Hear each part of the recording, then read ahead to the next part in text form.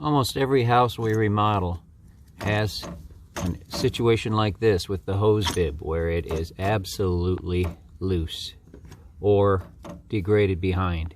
This nice little plate called the hose bib buddy fits nicely behind without removing any fixture or doing any plumbing. So literally 7 minutes later, this is what we have. A secured hose bib, all sealed up with silicone around it. And these are the total number of tools that it took me to put it on. For a freeze cover, you can buy one of ours, looks like this, or you can modify your existing one. This is marine bungee cord.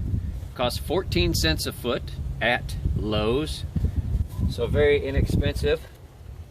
You simply put it on, put it around the clips of the hose bib buddy, and look at how tight that is. Not to mention that if you want to take it off, oh, I need to use my hose in the middle of the winter for something, it is that easy to come off and back on again. Very nice and tight.